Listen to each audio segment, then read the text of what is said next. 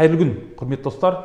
Мынау бүгін қозғайын деп отырған тақырыбым телегония. Телегония деген жалпы не?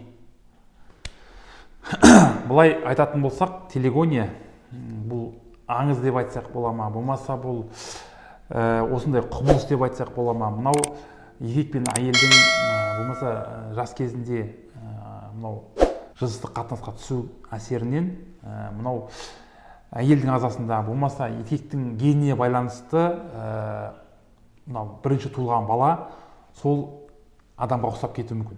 Әрине бұл әйел бірінші жыныстық қатынасқа түскен кезде әрине қыздық пердесін қай азаматта болды, мысалы мүмкін бұл қателесу түсуі мүмкін, әртүрлі жағдайлар кездеседі ғой.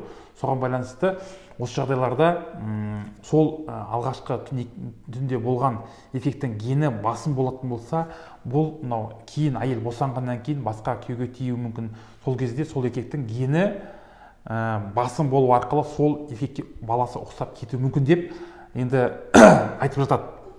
Бұл қаншалықты шын маңызға, аңызға жата ма, жоқ шынайы емес па, бұл әлі толық зерттелмеген. Яғни бұл жерде айта кету керек, бұл хромосомаларға байланысты болуы мүмкін. Өйткені гендердің барлығы, гендік аурулардың да тарауы әрине адам ағзасындағы геннің хромосомаларға байланысты болуы мүмкін. Егер ол жағдайларда бұндай жағдай кездесетін болса, әйел мен еркектің геніне байланысты әйелдің гені жоғары болып кетсе, әйелге тартуы мүмкін деген сияқты. Және де мынау еркектің гені хромосомасы басым болса, көп жағдайда еркекке көп ұқсап кетіп жатады. Енді қыз балалар болса, әрине бұл анасына тартуы мүмкін, енді ұл балалар көп жағдайда әкесін тартады. Бірақ кейде наоборот болуы мүмкін. Қыздарды көбіне әкесіне ұқсайды, кейде анасына ұқсап жатады. Бұл енді мынау толық дәлелденбеген. Енді бұл сіздерді мынау алғашқы түскен некелеспей тұрып жыныстық қатынас болған адамдарда кездесуі мүмкін деген бұл болжам.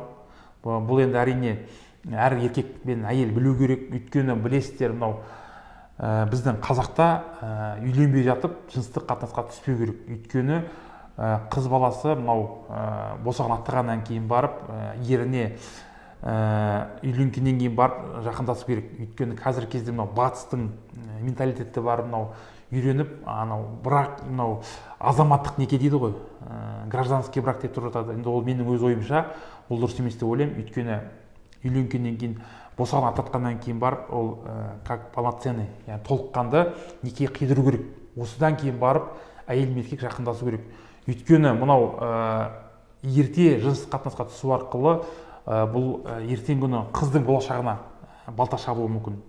Енді еркектерді айта берсек болады, ол еркектер мысалы қаншасында болса да үйленеді. 30-на келсе де, 40-на келсе де, ол қай уақытта болса оған ерте болмайды. Ал бұл жерде зардап шегетін әрине қыз баласы. Соған байланысты айтатын дедім, мен уролог дәрігер ретінде кеңесім сіздерге үйленбей жатып қыз баласына әрине жыныстық қатынасқа түсудің қажеті жоқ. Босаға аттағаннан кейін барып салт дәстүрді ұстана отырып жақындасатын болсаңыздар, бұл деген сіздің еліңізге деген сенімділік туындатады. Бұл қысқа уақыттық мынау ләззаттың өзі ертең орын толмас қайғы болуы мүмкін. Ертең күні күйеуіңіз бетіңізге басуы мүмкін. Сол сияқты бұл жағдай әрине неке күні ғана болу керек. Бүгінгі видео сіздерге ұнаған болса, астына комментарий қалдырып кетіңіздер, лайк басып кетіңіздер. Біздің каналға тіркелуді ұмытпаңыздар. Сау саламат болыңыздар.